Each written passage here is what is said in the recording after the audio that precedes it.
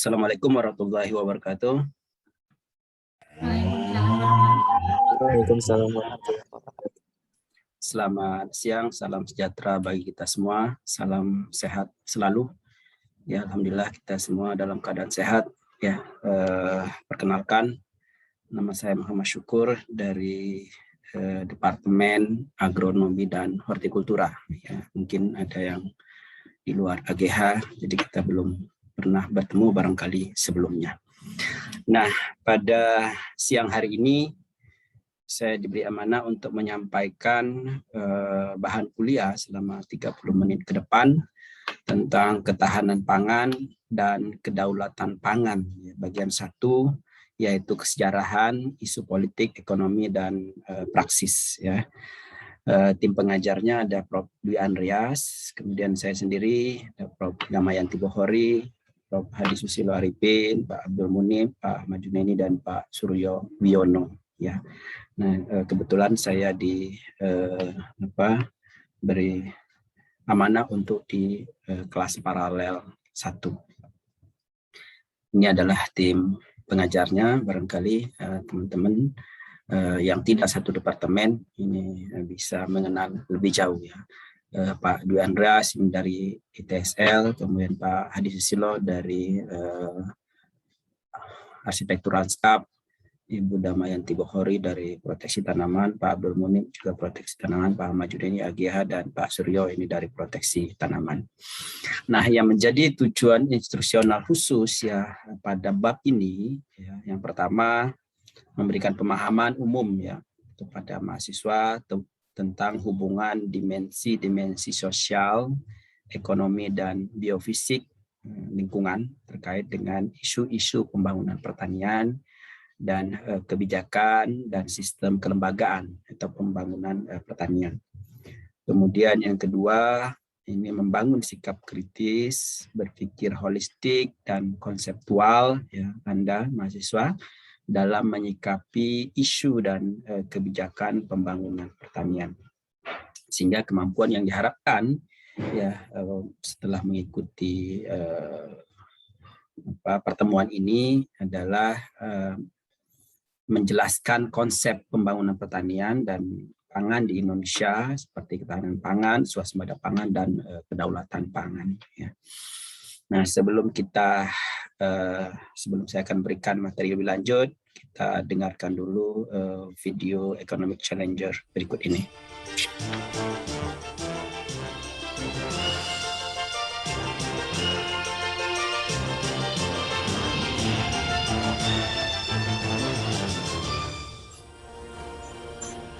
Mudah-mudahan suaranya terdengar ya, teman-teman. Oke. Ini adalah Economic Challenger. Saat peletakan batu pertama pada pembangunan Fakultas 6 tahun yang lalu pada ya. tanggal 27 Agustus tahun 1992. Saya potong-potong menjadi sekitar 10 menit dari tanpa teks. 1 jam lebih. Mengatakan secara khusus ia menyediakan pidato yang agak panjang karena ia ingin mengajak putra-putra Indonesia untuk mendorong pembangunan Indonesia. Bung Karno ketika itu mengatakan bahwa hidup matinya sebuah bangsa ditentukan sejauh mana bangsa itu mampu menyediakan kebutuhan pangan bagi rakyatnya. 61 tahun sudah pidato itu disampaikan. Persoalan yang kita hadapi sekarang, semua bahan pokok kita masih tergantung sebagian pada impor. Mulai dari beras, jagung, kacang kedelai, bawang merah, cabai, bahkan juga garam kita harus impor. Apa sebetulnya yang terjadi dengan pembangunan pertanian kita? Apa yang perlu kita lakukan untuk mendorong ketersediaan pangan nasional? Dan apa peran yang harus dilakukan lembaga perguruan tinggi seperti Institut Pertanian Bogor yang baru merayakan ulang tahun emas ke-50 tahun? Bersama saya, Suryo Pratomo, inilah Economic Challenges. Saya ingin sekarang dari kacamata teman-teman pengusaha, melihat realita bahwa kita masih belum mampu mencukupi kebutuhan pangan. Apa yang dilihat Pak Anton dari kacamata Pak Anton?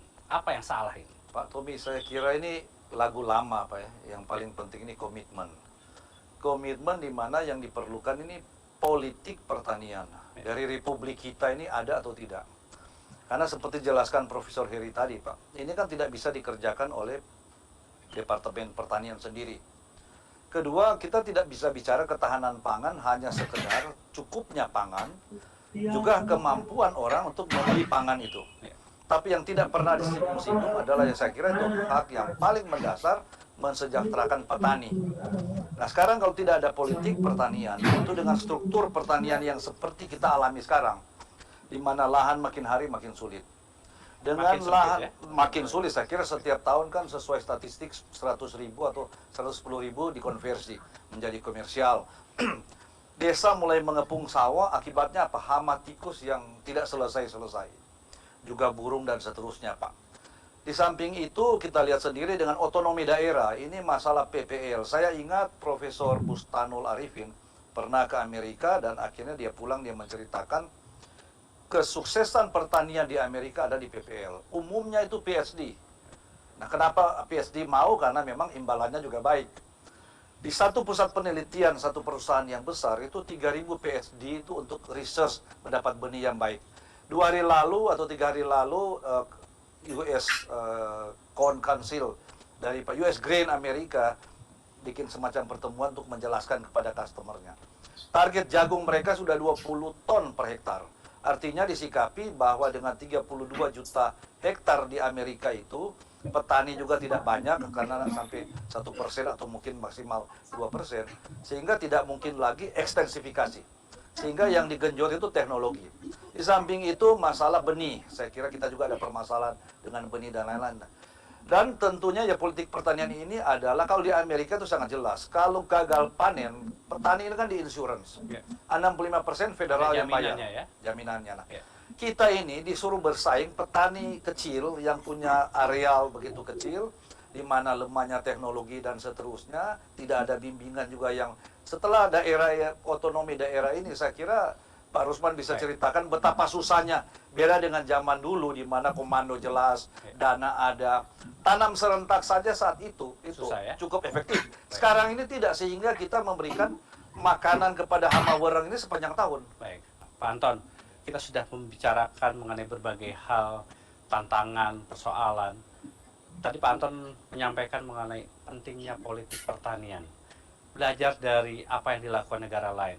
Secara spesifik, apa yang perlu kita lakukan ke depan, Pak Anton? Saya kira artinya memang keberpihakan ini kan harus jelas, di samping memilih komoditas. Tetapi jangan lupa, komoditas tertentu seperti sawit, di perunggasan, itu bisa survive karena masuknya korporasi. Nah ini kan di beras, jagung kan tidak ada, dibiarkan petani kecil. Jadi kalau politik pertanian kita jelas, lantas keberpihakan pemerintah, itu dalam arti kata, mulai dari pembagian tugas, mana yang bagian pemerintah pusat, mana pemerintah daerah, mana yang bagian pengusaha, mana petani, semacam itu, Pak. Contoh bawang lah. Kalau kita panen, harganya jatuh, tetapi begitu habis panen, harganya naik. Karena apa? Tidak ada cold chain. Di mana di negara lain, cold chain itu ada. Dan siapa yang adakan? Pemerintah. Artinya tidak bisa diharap, lantas si petani-petani kecil yang mengadakan cold chain untuk bawang itu kan. Nah ini itu yang harus jelas. Nah, selama itu tidak ada, Pak Tommy, saya kira akan sangat sulit karena memang kita diperhadapkan dengan global. Pilihan tidak banyak, sehingga harus memilih, saya sependapat memang mana yang akan kita pertahankan habis-habisan. Nah, di situ pertama tentunya komitmen pemerintah yang harus jelas, mulai dari yang paling tinggi di Republik ini sampai yang paling bawah, mendukung agar supaya ini sukses. Itu juga tidak cukup dengan komitmen yang cuma sekedar statement, tetapi keberpihakan anggaran. Malah saya dengar kalau ini, kenapa ini pertanian jadi penting, kalau kita bicara secara umum bukan cuma ketahanan pangan. Hampir 40 juta rakyat Indonesia, angkatan kerja kita ada di sektor ini. Dan kalau kita mau ekonomi kita berjaya, semestinya yang kalangan inilah yang diberi daya beli. Sehingga bisa memutarkan roda ekonomi. Jadi saya kira bukan hanya keberpihakan karena kasihan, tetapi ini merupakan faktor pasar yang luar biasa besar. Jadi di samping kita mendapatkan kepastian akan pangan, juga membesarkan ekonomi kita sendiri. Baik, Pak Heri, dalam konteks IPB yang memasuki usia ke-50 tahun, pikiran besar apa di dalam ulang tahun kali ini yang ingin disampaikan untuk mengubah dan mempertegas sebetulnya arah Ya. politik kebijakan pertanian kita? Kami menyampaikan kepada stakeholders IPB perlunya kita melakukan pengarusutamaan pertanian untuk pembangunan berkelanjutan. Ini yang menjadi tema Desnatalis IPB ke-50 tahun ini. Karena memang tanpa pengarusutamaan kita akan tercerai-berai dalam fragmentasi sumber daya yang sesungguhnya dapat dikonsolidasi, dimobilisasi untuk membangun sistem pertanian pangan kita sendiri dalam negeri yang kuat. Tanpa itu semua kita akan kehilangan momentum. Cahaya matahari yang kita dapatkan, kita nikmati sepanjang tahun tidak dapat kita panen dengan menghasilkan karbohidrat, dengan menghasilkan berbagai produk pangan yang kita penuhi. Soal produktivitas, mungkin juga kelembagaan, inovasi teknologi dapat kita lakukan. Apakah akan ada dalam tanda petik langkah politik yang dilakukan IPB untuk menegaskan pengarusutamaan pertanian ini, Pak? Ya, kami memang dalam posisi untuk menyampaikan appeal karena tidak dalam posisi mengambil katakanlah kebijakan politik ya. Tetapi saya mendukung pandangan-pandangan kawan-kawan yang tadi yang mempunyai perspektif perlunya kebijakan politik yang tegas ya. Karena itulah barangkali yang dapat kami sampaikan adalah kita betul-betul merindukan kebijakan pertanian yang progresif. Karena persoalan ini harus segera diselesaikan. Progresif dalam arti magnitude-nya, besarannya harus nyata dan segera. Kebersegaraan sangat penting. Yang kedua, kebijakan pertanian yang komprehensif. Karena memang nilai tambah akan kita peroleh kalau kita hulu hilir selesai, cold chain tersedia. Dan petani merasakan manfaatnya kalau dia juga terlibat di dalam proses pengolahan produk-produk pertaniannya. Terus nilai tambahnya kita harapkan juga dapat dinikmati oleh petani yang mengolah. Karena itulah maka bicara soal kedelai misalnya, bagaimana kita padukan atau kita dorong juga kerjasama yang saling menguntungkan antara petani yang menanam kedelai dengan pengrajin tahu tempe. Ini nilai tambah sangat penting sekali kita bisa upayakan agar tetap dicapai, dinikmati oleh petani kita. Banyak komoditas yang lain kita bisa identifikasi satu demi satu. Penting sekali untuk kita punya kebijakan yang komprehensif. Mudah-mudahan IPB mempunyai peran yang lebih tinggi lagi untuk ikut mendorong pembangunan pertanian kita. Amin. Berakhirlah Economic Challenges pada pekan hari ini. Kita berjumpa kembali pekan depan. Saya Surya Pratomo pamit. Terima kasih dan selamat malam. Ya, itu adalah kutipan-kutipan yang saya potong ya. Menjadi sekitar 10 menit dari lebih dari 30 menit sesungguhnya ya, tentang bagaimana politik pertanian yang berhubungan dengan ketahanan pangan ya. Tadi tema-tema atau berkaitan dengan ulang tahun IPB yang ke-50 itu 6 tahun yang lalu, 8 tahun yang lalu ya. Sekarang ke-58 yaitu Pak Heri waktu itu menjadi rektor. Ya, nah ini masih relevan saya kira apa yang tadi disampaikan bahwa politik pertanian ini menjadi sangat penting dalam kita meningkatkan ketahanan pangan, dalam kita menyediakan pangan, dan juga tentu tadi disampaikan juga yang sangat penting, yang tidak kalah menariknya adalah kesejahteraan petani yang mereka lah ujung tombak dari pertanian itu sendiri. Baik teman-teman semua, kita lanjutkan materinya. Henry Kissinger pernah menyampaikan bahwa control oil and you control nation, control food and you control the people. Jadi kalau kita mengontrol minyak maka Anda mengontrol nasional, kalau kita mengontrol pangan maka kita akan mengontrol manusianya. Nah, pada tahun 1952 tadi disampaikan oleh Surya Pratomo. Surya Pratomo itu adalah alumni IPB, pernah memimpin Metro TV. Ya, kemudian juga sekarang menjadi duta besar di Singapura ya. Nah, pertanian adalah hidup mati bangsa. Pada saat peletakan batu pertama kampus IPB ya tahun 1952 oleh Bung Karno itu pidato yang sangat fenomenal, futuristik itu tentang pangan hidup atau mati. Bahkan itu ditulis dengan sangat lengkap yang bisa dibaca dengan detail bagaimana bahwa apa yang disampaikan oleh Bung Karno tahun 52 masih relevan hingga saat ini.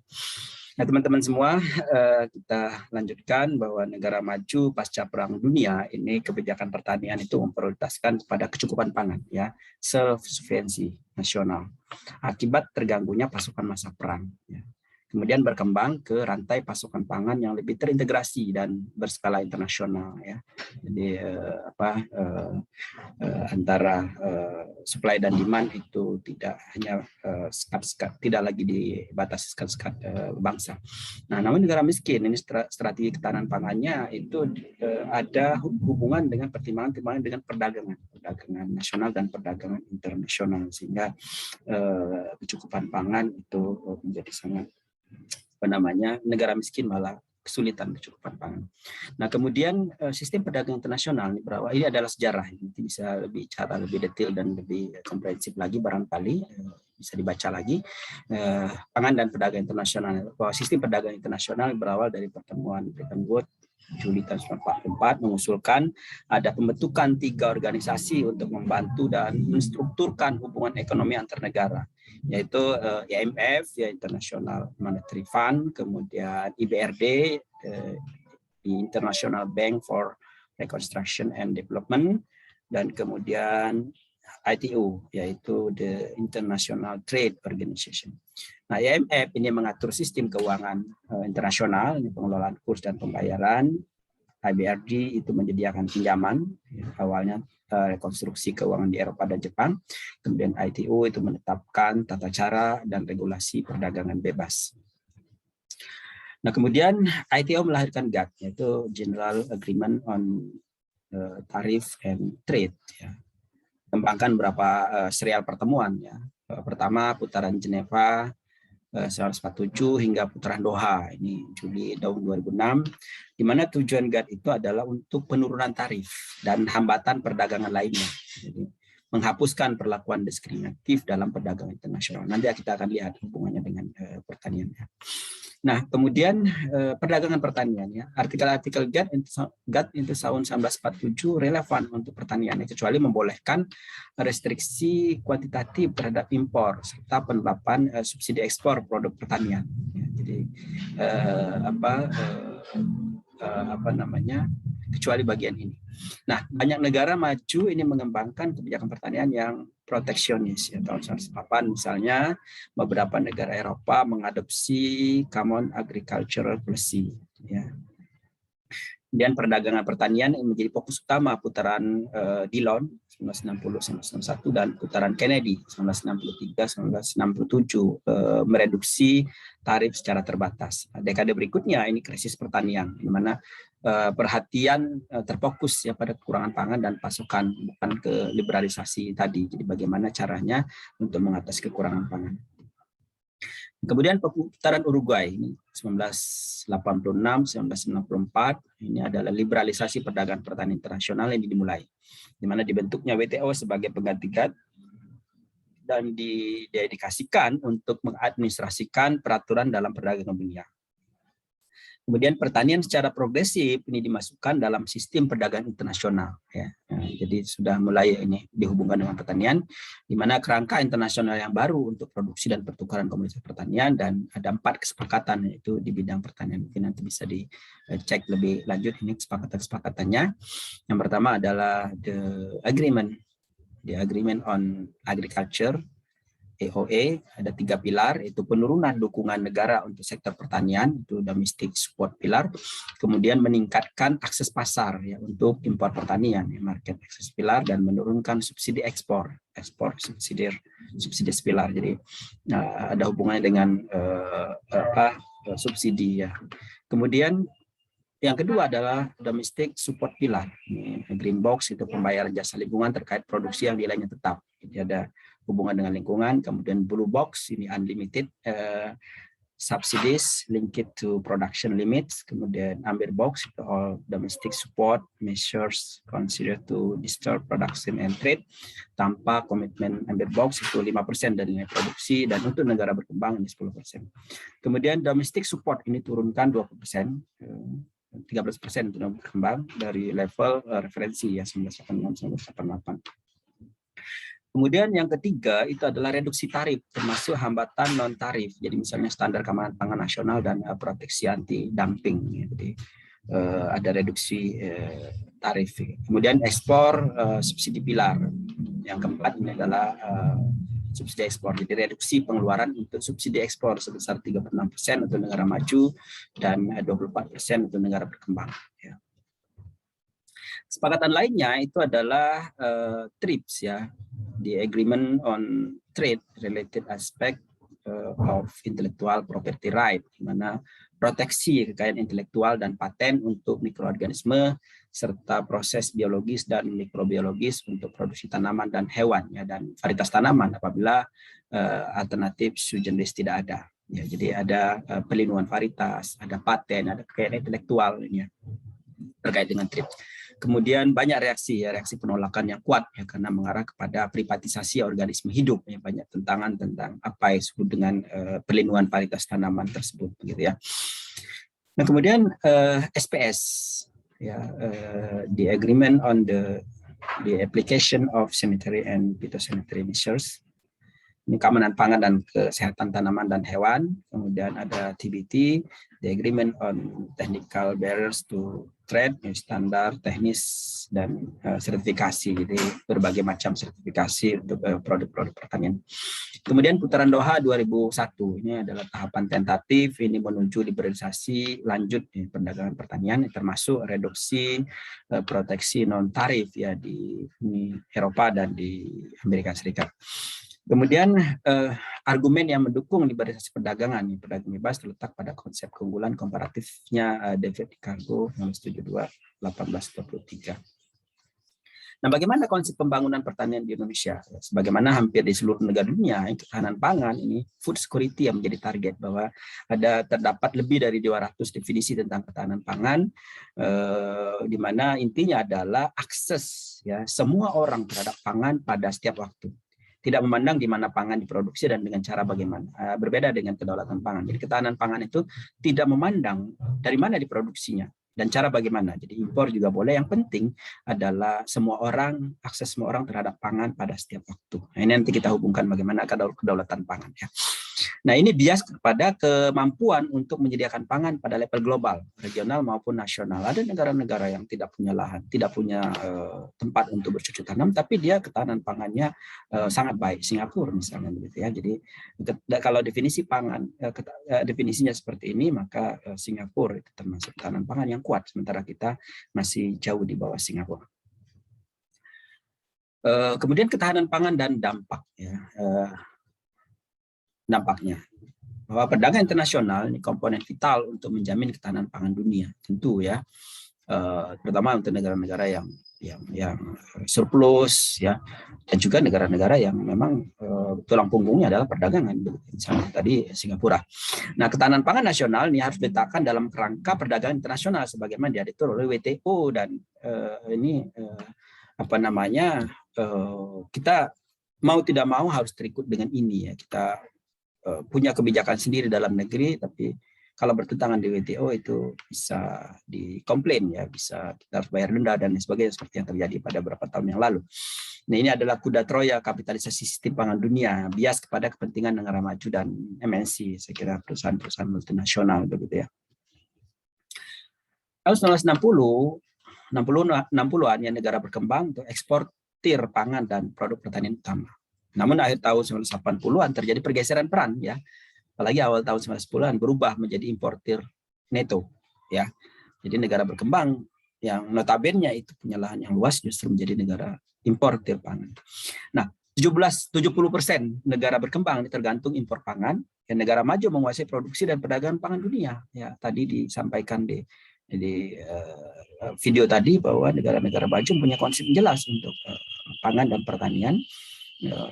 Lahannya luas untuk satu petani sehingga sangat efisien dan harga bersaing sehingga dia bisa menguasai produksi ya dan perdagangan pangan dunia, sementara negara berkembang seperti Indonesia di mana negara agraris itu lahannya sangat terbatas masing-masing petani, dan dengan keterbatasan itu tentu apapun juga teknologi akan susah untuk mengangkat ya derajat petani dan juga menekan harga. Ya. Nah, saya kira akhir-akhir ini juga berhubungan dengan harga cabai gitu, rame juga impor cabai gitu ya. Nah, kita impor cabai itu sebetulnya adalah hanya 2,5% ya impor untuk yang produk olahan ya, cabai kering dan cabai bubuk ini kita harus impor dari India dan Cina karena mereka punya kemampuan untuk produksi jauh lebih murah ya. Kalau kita misalnya 10.000 per kilogram, mereka hanya 3.000 per kilogram. Jadi susah kita bersaing ya untuk yang produk-produk cabai olahan itu. Maka kita impor dan itu cukup ramai ya di media massa akhir-akhir ini. Kemudian negara-negara berkembang ini dirugikan sekitar 50 miliar per tahun akibat hilangnya potensi ekspor produk pertanian mereka. Ya. Jadi kalah bersaing dengan apa-apa yang tadi disampaikan. Ini contohnya ya. Jadi Asia itu produksinya, kemudian ekspornya dan impornya jauh lebih besar impor ya untuk serealia dunia ya. Afrika saya kira sama polanya. Amerika Latin sama gitu ya.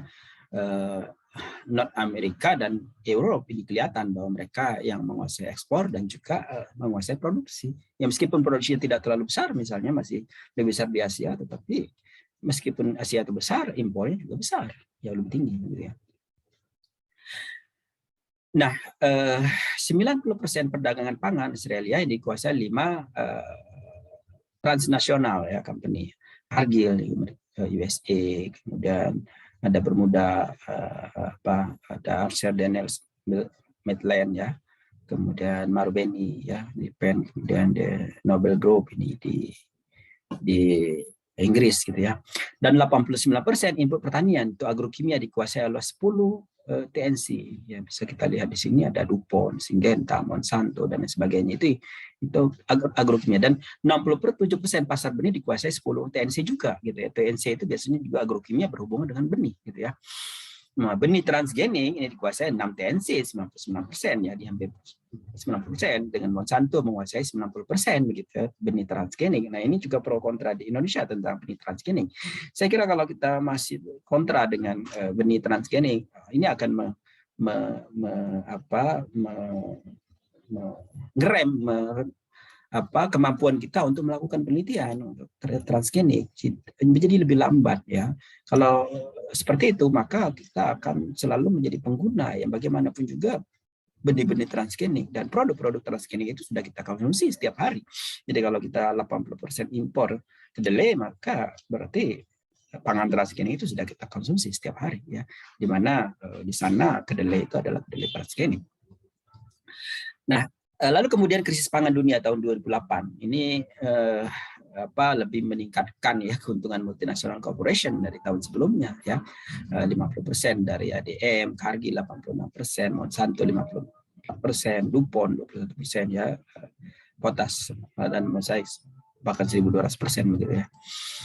Nah, ini kalau kita lihat di Indonesian Food and Beverage Industries ini berbagai produk yang kita konsumsi sehari-hari, termasuk Aqua juga, itu adalah juga TNC ya, saya kira ada Danone di sini Prancis 74% ya share-nya ya, ownership-nya dari PT Tirta Investama, dan ada yang bahkan sampai 100% ini Unilever ya, Bango ya. Kemudian ada Taro itu persennya dan lain sebagainya. Saya kira ini ada berbagai merek ya, yang baby saja ini SGM itu dikuasai oleh global capitalization. Nah, selanjutnya ketahanan pangan di Indonesia apa itu? Kita lihat bahwa sumbangan pertanian terhadap PDB ya PDB itu relatif besar, nomor 2 ya. Saya kira setelah di sini informasi dan komunikasi ya, setelah akomodasi dan makan minum ya, dan sekarang itu di masa pandemi COVID itu yang bertahan ya, yang positif ya, perkembangannya positif adalah pertanian. Setelah ya nomor 2 ya, komunikasi nomor 1, nomor 2 pertanian yang tetap pertumbuhannya positif ya. dari kuartal sebelumnya di tahun 2020 dan kuartal 1 2021 menunjukkan ketahanan di bidang pertanian gitu ya. Di masa pandemi Covid ini membuktikan bahwa kekuatan pertanian itu sedemikian besar gitu ya. Dan juga nomor 1 ya untuk penyediaan lapangan kerja ya, pertanian, perkebunan, kehutanan, perburuan dan perikanan ya. Di bawahnya ada perdagangan, rumah makan dan jasa akomodasi. Jadi maka kita disebut dengan negara agraris ya. Lapangan kerjanya banyak di sana ya. Itu tidak memang menjadi tidak ini karena dibandingkan dengan luas lahannya yang sedemikian dengan jumlah lapangan kerja yang sedemikian begitu ya, menjadi jauh lebih rendah ya dibandingkan negara-negara maju ya. Luas lahannya menjadi sangat terbatas gitu ya. Jadi kepemilikan lahan oleh petani dan yang bekerja di situ itu sangat terbatas. Nah, tenaga kerja di pertanian negara maju ini adalah Amerika Serikat, ini tidak banyak ya, sehingga mereka menguasai lahan cukup luas ya, dan teknologi menjadi sangat, misalnya saja di Kanada itu satu petani itu 3.000 hektar ya, satu petani 3.000 hektar. Kalau kita satu petani 3.000 meter, jadi sangat jauh ya. Nah, kemudian pada Global Food Security Index tahun 2020 ini top 10-nya adalah ini ya, top 10-nya. Mulai tahun 2020 ini isu natural resources dan resiliensi dimasukkan sehingga ranking berubah ya.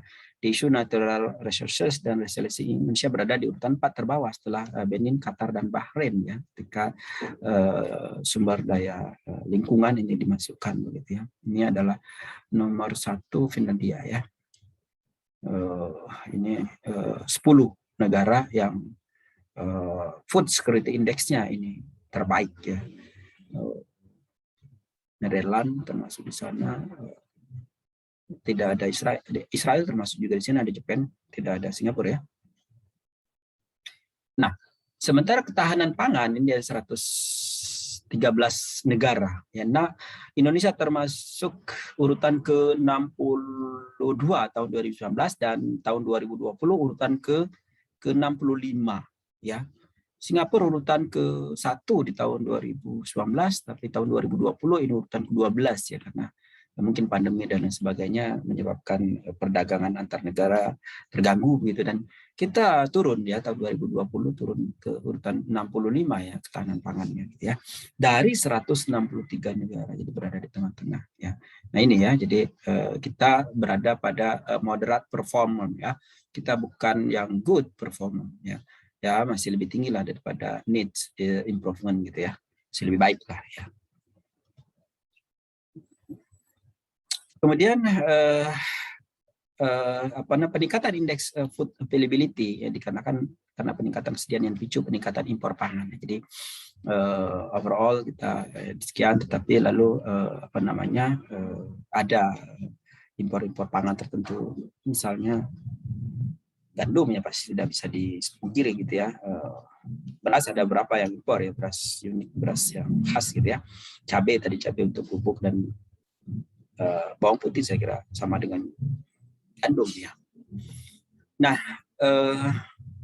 antara ekspor dan impor kita ternyata secara keseluruhan masih lebih besar impor ya. Ekspor kita sangat kecil ya, dan neraca perdagangan kita jadi minus gitu ya, karena impor lebih banyak ya dibanding tadi. Komoditas yang impor paling besar itu adalah gandum, kedelai ya, kemudian bawang putih, itu adalah impor kita paling besar gitu ya.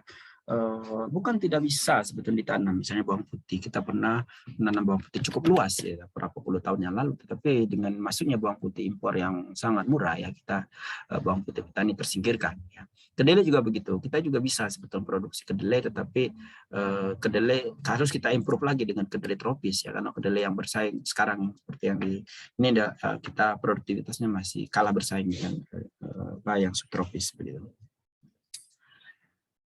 Nah, ini yang saya katakan tadi, gabungan dari beras, jagung, gandum, kedelai, gula tebu, ubi kayu, bawang putih, kacang tanah, ini nilai impor kita, volume impor kita ini 2018, 2019, 2020 ini masih sangat tinggi ya dibandingkan dengan tahun-tahun di bawah tahun 2010 ya, di bawah tahun 2011 saya kira ini masih berada di atas. Ini yang disebutkan ini, bahkan kacang tanah pun kita impor ya, ini agak miris juga gitu ya. Mengapa bisa demikian? Ini yang disoroti impor gandum. Impor gandum masih top gitu ya, paling tinggi impor gandum gitu, meskipun sudah lebih rendah dibandingkan tahun 2017 ya, tetapi masih di atas ya 10 juta ya ton. Nah, di lain pihak ini penerapan undang-undang keagrarian, saya kira di minggu sebelumnya Prof. Budi mudah-mudahan menyampaikan atau pesan yang lain tentang bagaimana undang-undang agraria itu harusnya diterapkan sehingga konversi lahan sawah ini direm. Ini konversi lahan sawah kita masih sangat tinggi. Ini data di sini hutan 98 juta, kebun 21 juta. Ini ladang ya, bukan padang. 21 juta juga perkebunan, ini 11. Kebun itu artinya kebun, bukan perkebunan ya, kebun bisa di kebun-kebun pekarangan, bukan tanaman perkebunan. Kemudian sawah ini dari 2012 itu 8 juta, tahun 2019 turun menjadi 7,4 juta hektar. Ya. Jadi penurunannya sebanyak 1 juta hektar, ini tidak main-main. Kita untuk menambah 1 juta hektar saja tidak mudah gitu ya, untuk menambah luas sawah baru gitu ya, untuk membuka sawah baru itu 1 juta hektar itu tidak mudah. Ini kita sudah terjadi penurunan dari tahun 2012 sampai 2019 sebesar 1 juta hektar ya. Dan mau tidak mau karena lahan tadi sampaikan tadi di video tadi, lahan ini turun terus. Mau tidak mau kita harus improve untuk peningkatan produktivitas lahan ya, itu yang bisa kita lakukan. IPB harus berperan di sana ya. Sebagaimana disampaikan pidato Pak Rektor 2 hari yang lalu bahwa peningkatan produktivitas itu melalui varietas unggul, teknologi budidaya ini agro maritim 4.0 itu menjadi solusi bagi lahan yang semakin menurun dan terbatas ini begitu.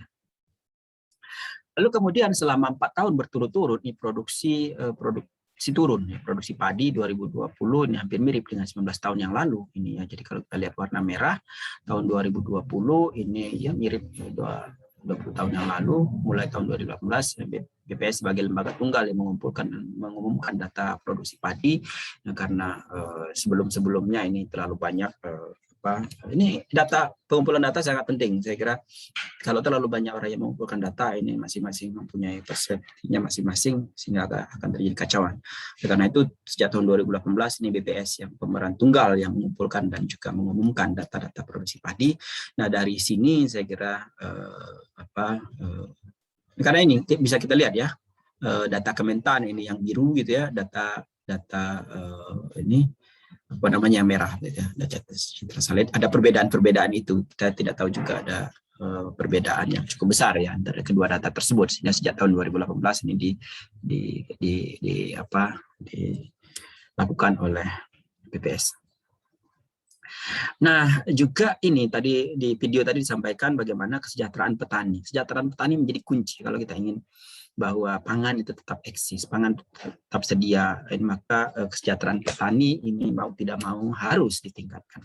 Ini nilai tukar petani nasional itu terus turunnya, ya pernah sangat rendah, sekarang masih bertahan sangat rendah, seperti di bawah ya.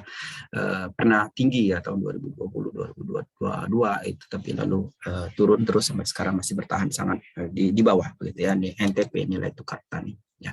Nah jadi bagaimana kita bahwa ketahanan pangan, kedaulatan pangan itu juga harus memperhatikan berbagai aspek dan yang utama adalah memperhatikan kesejahteraan petani. Saya kira itu ya, sampai jumpa lagi minggu depan, kita akan bicara lebih lanjut mengenai ketahanan pangan dan kedaulatan pangan ya. Terima kasih atas perhatian teman-teman semua. Ya, kita lanjutkan dengan diskusi. Assalamualaikum warahmatullahi wabarakatuh. Selamat siang, salam sejahtera bagi kita semua. Waalaikumsalam warahmatullahi wabarakatuh. Terima kasih sebelumnya kepada Prof. Zuber